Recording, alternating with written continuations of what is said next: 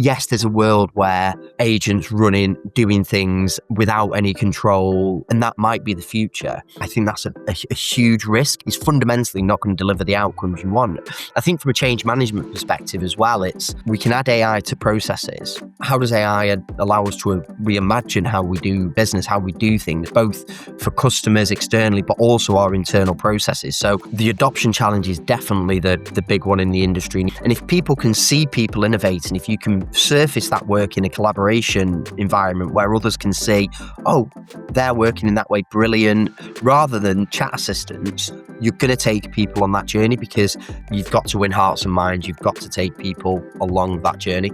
Welcome to the Success Revenue Podcast, where AI meets leadership and real business impact, from the Middle East to the world. This is the show for leaders navigating how AI is unlocking human impact and reshaping how businesses grow. We are your hosts, Ivy Ferrero, executive leader and speaker, and Haider Al-Saad, CEO of Nebulous, where businesses build and deploy AI agents. Join us for another conversation on this episode. All right. Hello and welcome everyone to today's episode of the Success Revenue Podcast. We're super excited for today's guest. And before we jump in, just a quick reminder. First of all, thanks to all of our audience for listening. We really appreciate it, as you know.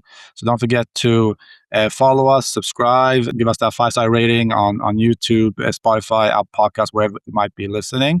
We truly appreciate it. And we're extremely excited for today's guest, which is Greg Coleshill, who's joining us for a really fun and interesting conversation today. Let me give quickly a background about Greg. Greg has spent nearly 20 years leading businesses, delivering talent solutions, and scaling multiple high-performing business units, and eventually serving as a CEO as well. Today, Greg is the Chief Commercial and Operating Officer at Vigilant AI. He's taking the lessons learned from almost 2 decades of managing human capital and applying that to the next frontier of organizational growth, the hybrid workforce. Greg focuses on the shift from hiring seats to onboarding intelligence, helping regulated firms build safe, governed, and audit-ready AI teammates that deliver operational efficiency and effectiveness. Greg, I'm super excited for today's conversation, your learnings, your experience, and let's delve in if you're ready. It's great to have you on. Absolutely, no, and thank you for the introduction. It's great to be speaking with you guys. Awesome. Let's start off easy here. Why don't you give the audience a little bit of background about yourself? Tell us more about kind of where you started, that journey that just kind of laid out there into an introduction to where you are today. Let's start there, and then we'll kind of continue on. Yeah, absolutely. So I'm based in the UK. I spent 18 years, as you've said there, with the same business. I was incredibly lucky to work my kind of way up through that business from a graduate who was incredibly green and knew very, very little to be ultimately appointed as CEO of what was a 100 million revenue business. So at the end of my time there, I led us through an acquisition of then, delivered a restructure, the associated integration and migration, and then subsequently exited around this time last year, kind of began that journey of handing over the business. So it was an amazing journey when you look back at that of 18 years and think back to being a very young 21-year-old going into that business and certainly not expecting that journey. And then timing, I think you look back on your life and you can be very lucky and you can have some superb timing. And it just happened that I was introduced to our 2 co-founders. So by mutual contact, one had previously been a customer, so it helps to kind of have a strong network and have worked within industry for a long time. But Mark was a new contact, and I think my plan at the time had been to build my own business. But what was really clear is that for me, the future of work was going to be very different, as you've alluded to there, and that scaling a business in 2025 at the time, but in 2026 is very different to what it would have been five years ago, certainly. And Mark and Michael, who are our 2 co-founders, saw things in the same way, and it felt like a really great fit. And the complementary skill set I was able to bring to that founding team is a really strong fit. Amazing. Yeah. And it's, first of all, very unique to in this day and age to find people that had that opportunity. Also that stamina to stay with one business for a long time. But I think, For someone, I think the longest I've stayed with a business is not 9 years, which is also long in this world that we are in today. But I think when you get that challenge and opportunity to learn new things and progress throughout your career, that's when that journey is possible. So it sounds like that's something that you had the opportunity to do. Exactly. I think if you think back, and that is a really good point, that whilst it was 18 years, realistically, there was only ever 2 or 3 who were doing a similar or same job. That if people, I mean, look, and this is kind of with my old talent hat on a little bit, that if you're looking to retain talent, then you need to be giving them new challenges. It needs to be something new, and empowering them, really importantly. So I think there's a number of times during that journey, there was something I'd spotted or an opportunity, and create your business plan, you deliver the outcomes, and that's how you empower people and kind of keep them engaged, right? Yeah, no, amazing. And tell us a bit more then about your role today with Vigilant AI, kind of what you're doing there, what you're building. Give us some context to that. Yeah, absolutely. So as you've given a really good insight or introduction to, we're an agentic operating system for regulated businesses. We're enabling functional and operational SMEs to build agentic solutions without expecting them to be prompt engineers. So we're really empowering those operational and functional superstars within businesses that understand how the business works to deliver agentic and innovative solutions without expecting them to be prompt engineers, because people are busy, and expecting them to learn how to build a prompt, optimize, it's a tough ask, I feel. So my role here is very much, it says on the tin, Chief Commercial Operating Officer. So I've helped us with kind of what's our message, how do we articulate the customer challenges and how we're solving that, and kind of you ask a question later. Well, I'll ask a kind of question later on, but kind of speaking with customers and how do we help them solve the problems they're facing. Amazing.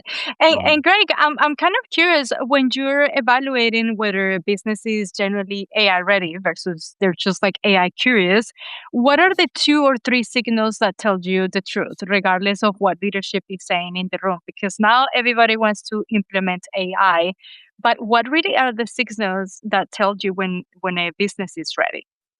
I think that's such a great and tricky question, and is one we come up against all the time. I think I think it's really hard to ascertain, because I think boards clearly have a mandate, whether it's from the leadership within the business or often the kind of business owners. There's a mandate to do AI, but that's so vague, and it's such a new concept for many people. It's hard for them to really understand. I think what's important for us, or where we see value, it's the people that are in the room.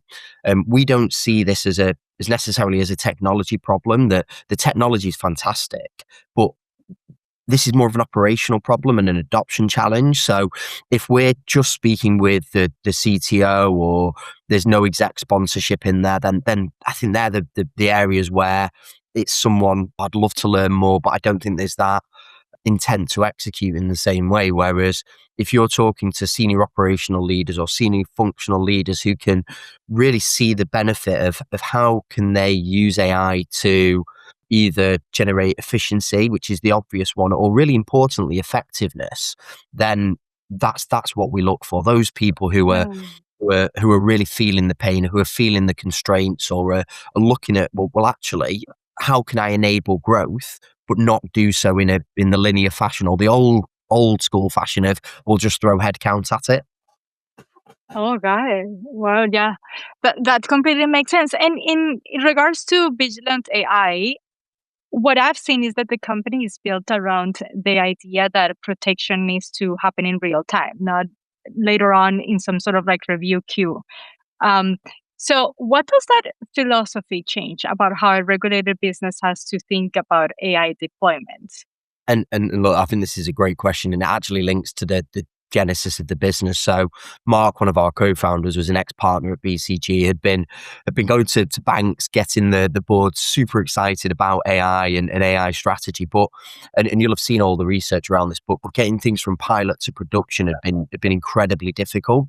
And one of the key things there is, well, actually, how do we trust AI? So I think from our perspective, you need to fundamentally change how you approach the challenge. So if you consider that businesses previously would have delivered digital transformation, and what that would have looked like was gather requirements, build, test until you're absolutely certain of the outcomes, then deploy. That's 6 to 9 months before you see any potential value, and is a real big transformation and intensive program. For us, AI offers a different way to do things where you can realize benefits rapidly. You can fundamentally change the way you approach things, and that applying those old rules is incredibly difficult with non-deterministic intelligence, which is what we're talking about with AI. Yeah. So for us to enable you to do that, though, you need those real-time guardrails, we believe, and that's what we have as part of our product. So creating that safe space for people to innovate, to work with the product, is really important. Very interesting. And to that point, Greg, is it fair to say that kind of your buyer, your target audience, is that would that be the teams within these regulated industries versus the C-suite or IT or, the engineering side? Is the actual people doing the work on the ground, so to speak? Yeah, I think certainly we're speaking to operational and functional teams. It's not a technology solution, right? There's definitely coding solutions out there, and it's supercharging engineering teams, and that's why we've been able to scale in the way we have with such a small team, is because these solutions exist. But fundamentally, what we're solving here is the pivot to selling to operational and functional teams, not technology. We're absolutely helping the C-suite and strategic leaders achieve their goals. However, for me, it's not that technology challenge. It's how do you adopt it? How do you embed? How do we create the future of work? And that talks to, I think, how we approach the problem and how we talk to customers, is that we don't talk about AI as kind of, it's not a piece of software.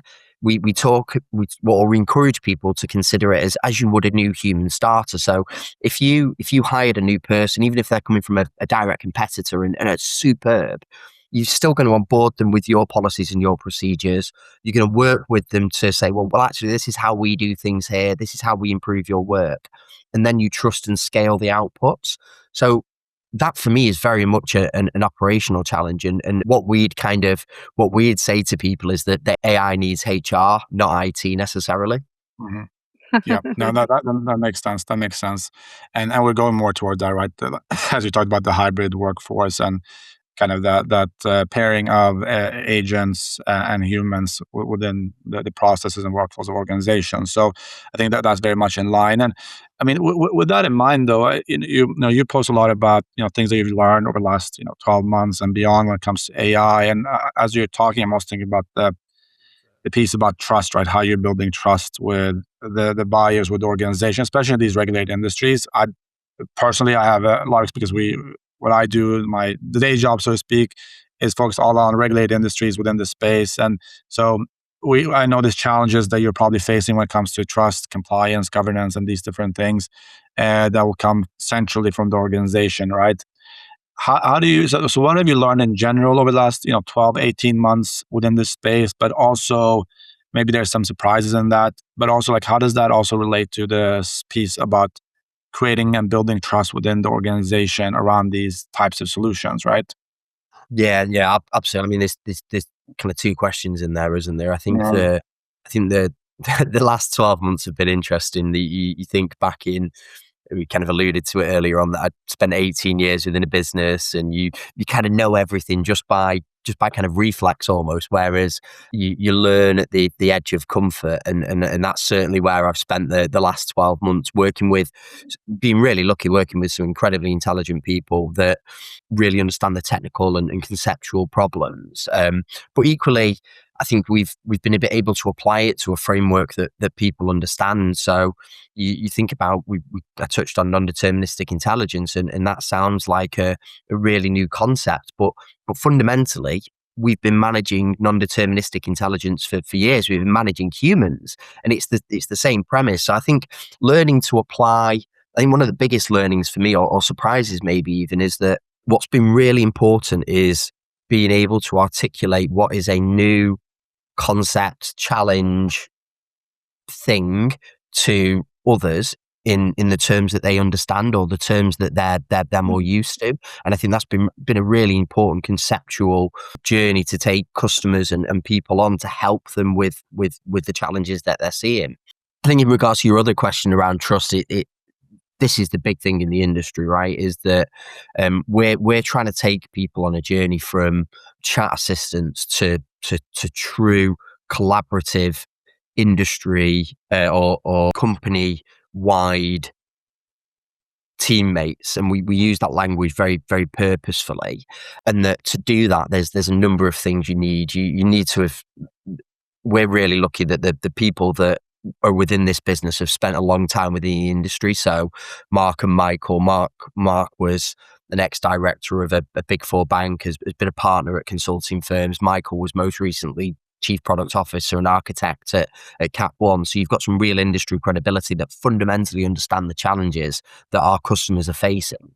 We've ensured that from day one we're built with safety in mind, that we know the challenges that those procurement teams and that those businesses are going to face to use solutions, and we solve for them. But what's really important is the guardrails, is that we're going to be changing the way that businesses approach transformation. I touched on digital transformation earlier on, but AI gives an opportunity to do things differently. So instead of the requirements gathering, build, test 9-month program of work, you can, if you have the appropriate guardrails and instead of starting at integration,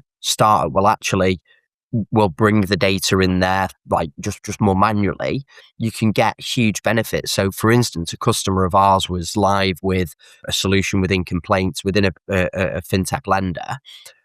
Live within a solution, had a teammate live across their complaints team within 24 hours, delivering benefit within 7 days, and had ultimately delivered a 60% efficiency gain within 30 days. That's just completely different to what digital transformation used to be.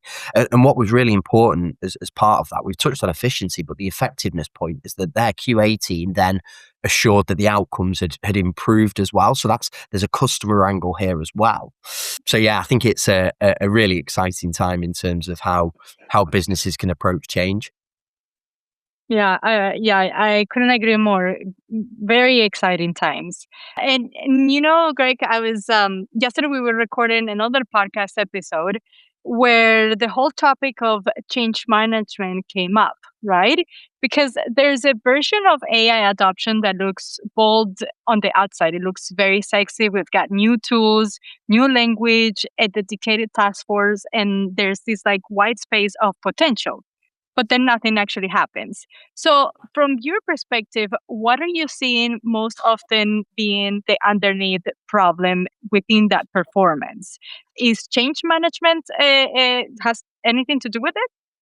I think it's a great question. I often think about, it's really easy as people to jump to the end.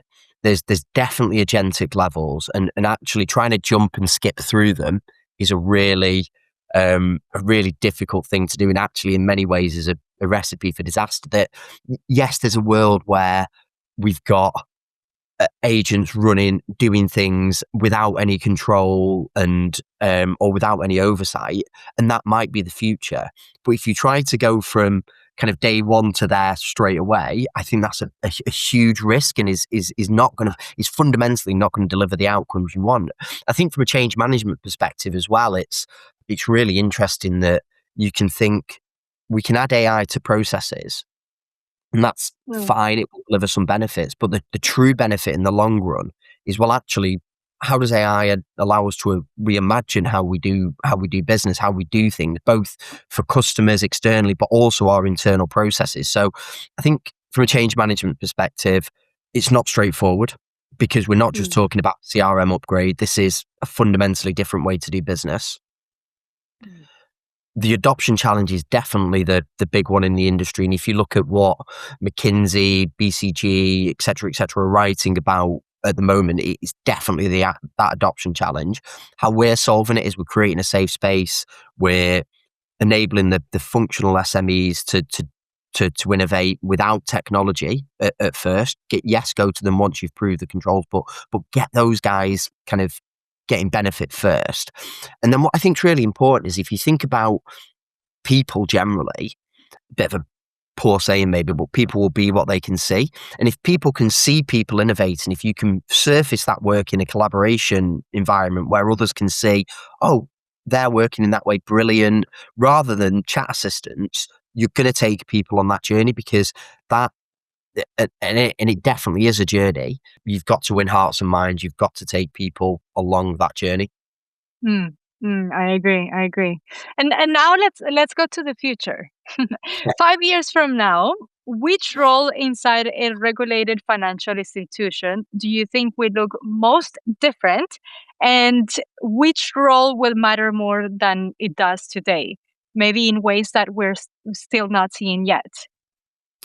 Yeah, I always think these questions are really hard, and I do think the first thing that often springs to my mind when answering these is that it's important to be somewhat pragmatic. That there will be change, but it won't happen overnight. And I think anything I say here comes with a disclaimer that I definitely don't have a crystal ball. That said, I think the thing I'd say first is that my expectation is that all roles will be different, and we're looking at a fundamentally different way of working. That, so you think about organizational structures, spans of responsibility, that the first thing that will be different is that not only will people's roles change, and I'll kind of touch on that, but how people work and the expectations of what their span of control looks like will change. That we touched on the hybrid future of work earlier on very briefly, and that is exactly where we think things are going. That leaders will have a responsibility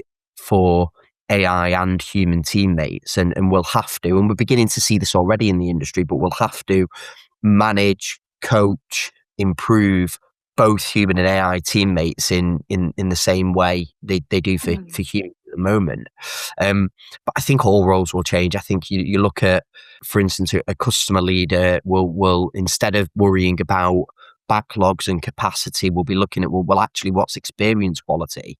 They'll focus on, or the best people will be focusing on, how do we do more for our customer? How do we enable our human teammates to focus on empathy, the complex problem solving, the interactions that really differentiate brands and businesses? Compliance will move from writing papers to creating real-time guardrails that ensure businesses are safe and can enable growth in real time, and enable much quicker reaction to regulation. And I think that's how I see things. I think there's definitely going to be a change in the way people work, but definitely all roles are going to move as well. I love that, Greg. And it makes me think about this is the way that technology has always moved. Like when we look back at the agricultural revolution, we used to do everything by hands, and then eventually the machines showed up, and so we became more efficient and proficient. And did a lot of people lost their jobs? Yes, but new jobs were created. And so I feel like this is the natural evolution of what would happen. But I do think, Greg, what is limiting people is all of this fear mongering. And this is what we were talking with Hader and yesterday with our other podcast guests, is that, of course, we know the internet, they feed off fear mongering, and this is what does really well on social media. And I feel that's really limiting people's capacity to be able to see opportunity and possibility instead of just being caught up in the fear. Yeah, what do you think? What are your thoughts on this? Absolutely, and I think if you look at any change cycle or implementation within a business, whether it's organizational technology change, it comes with fear, uncertainty, and doubt. Like, human nature is to be scared of the unknown a little bit. Like, it's ingrained in us to some extent. And what doesn't help, as you've rightly said, is that fear sells a little bit. So anything that we hear on the news is often associated with negativity. I really try and stay away from it. I've kind of posted a couple of things over the last few days around the macroeconomic environment, that if you believe the stuff in the papers, the world is falling apart, Whereas actually, if you scratch the surface a little bit, there's a lot of good stuff going on, and things aren't as negative as people would have you believe. And it's really important to cut that out and use, like, just, I suppose, generally bits of advice I've learned over my career, use the right mental models to view things. But I think it's a really great point around how people perceive things is really important around adoption.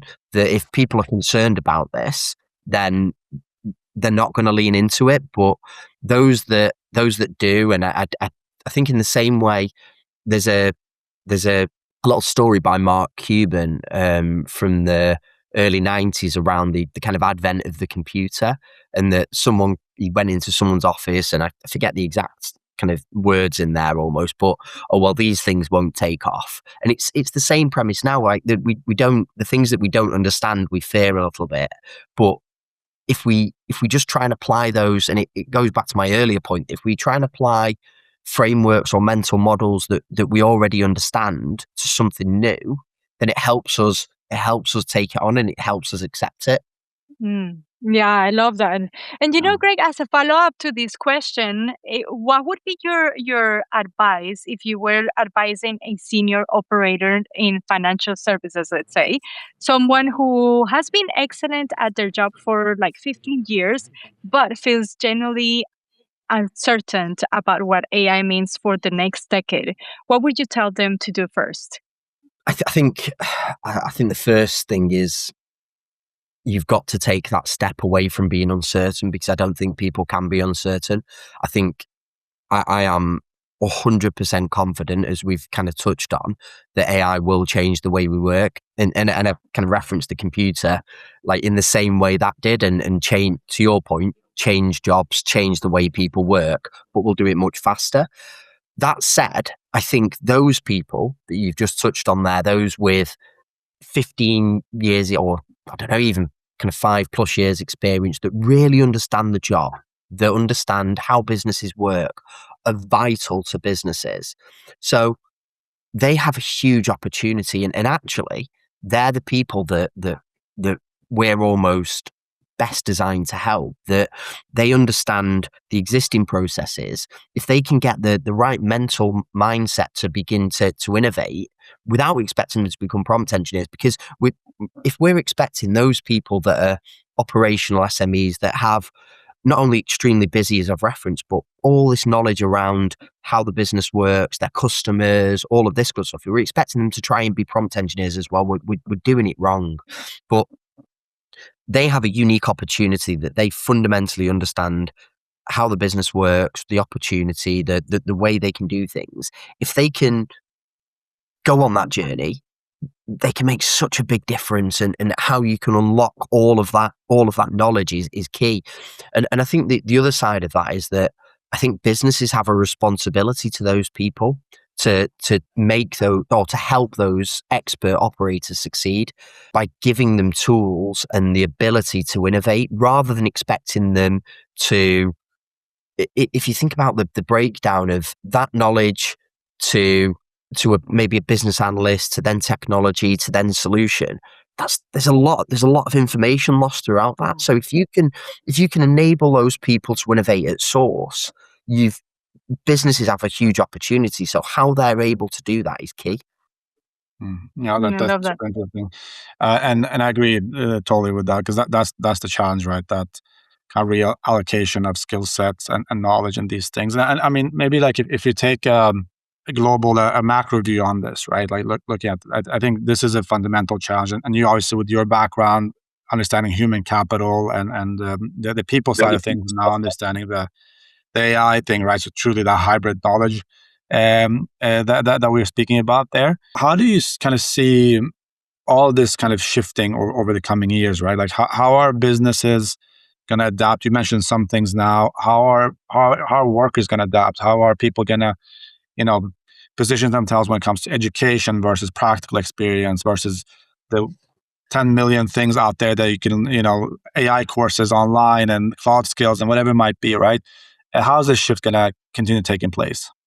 As we touched on a moment ago, there's loads of noise out there, and it's really difficult for people to cut through. And I don't know about you guys, but training's fine, but I've always learned by doing. So being able to create a safe space for people to learn, innovate, not break things is really important. I think that getting people to begin on that journey of playing with chat assistants, whatever it is, doing a little bit of learning, absolutely.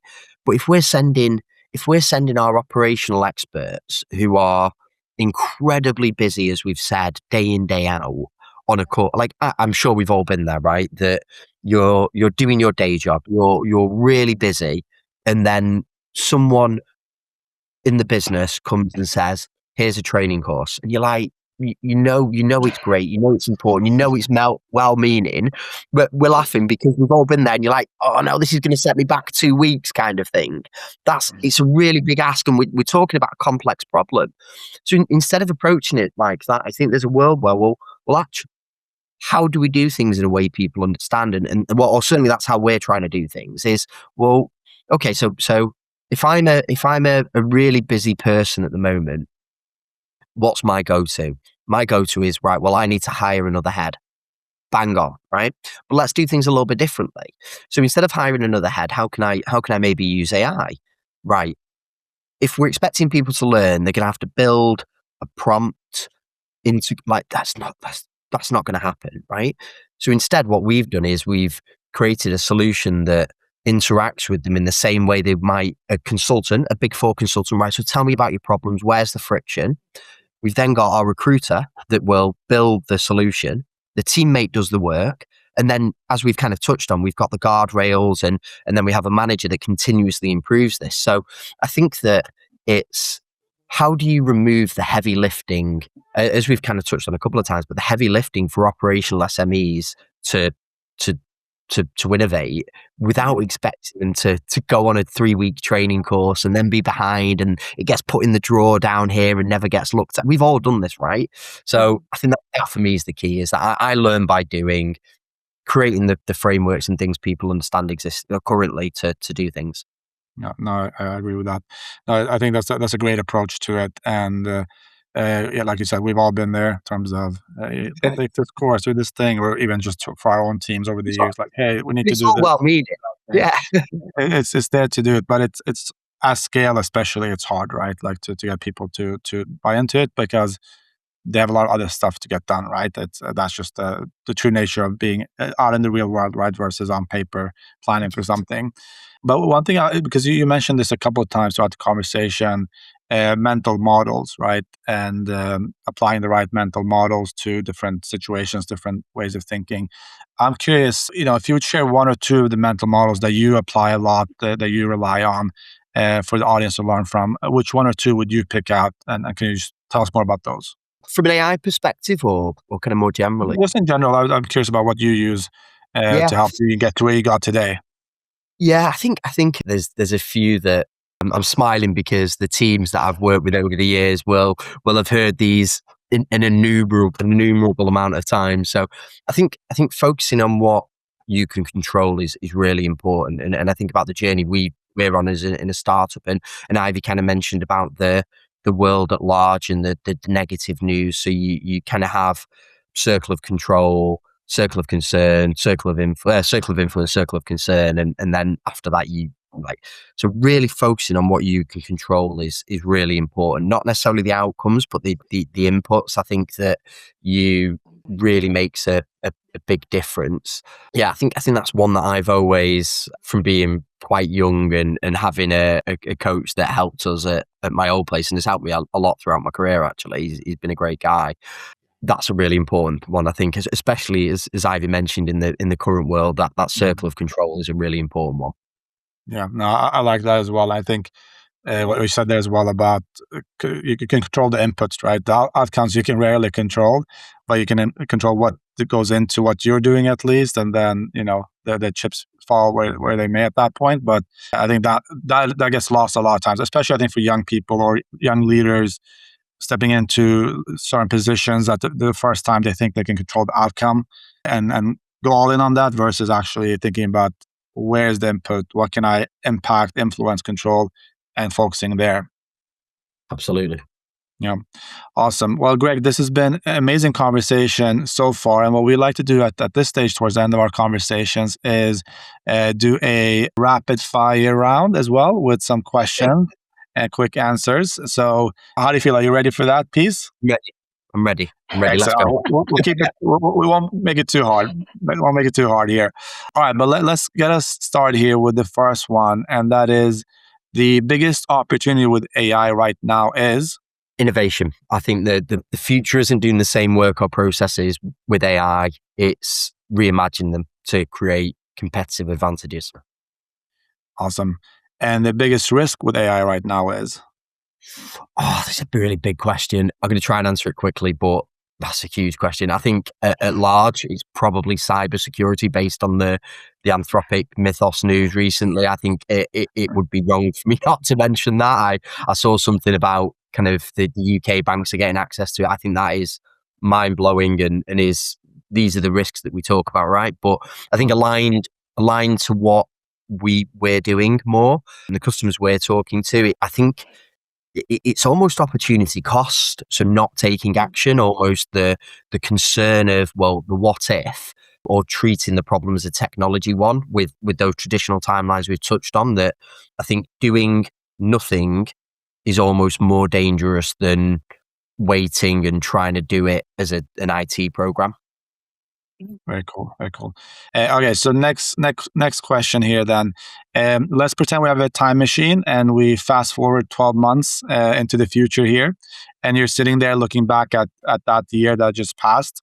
What would you like the big headline to be from this year? Manchester United win the Premier League, maybe, but joking aside, that's not going to happen though. So. Well, exactly. You did say kind of like crystal ball good luck stuff. But yeah. I agree. Yeah. That is a stretch. Yeah. But no. Joking aside, I think for us the headline is Vigilant AI raises further investment to deliver or to help regulated businesses solve the challenge of AI adoption. And there's a load of stuff that goes with that. I think we've been really lucky with our customers so far that have trusted us, but we're on a journey. That's all the stuff we want to see. Very cool.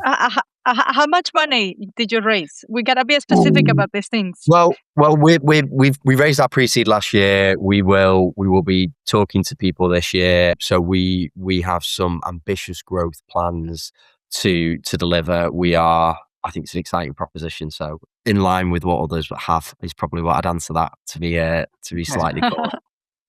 Amazing. And Greg, what's one thing that you're grateful for right now? I think it's a good question. I think we have a fantastic team who all deserve a massive shout out. But I think as a startup, the one thing that you should always be really grateful for is your customers and the people that trust you.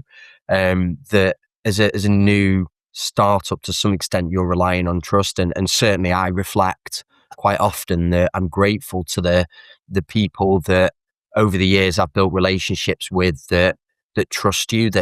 We touched on how noisy the environment is, that those people that take your call, that promote you, that recommend you, that advocate for you, you can't put a value on that. And I am incredibly grateful for that.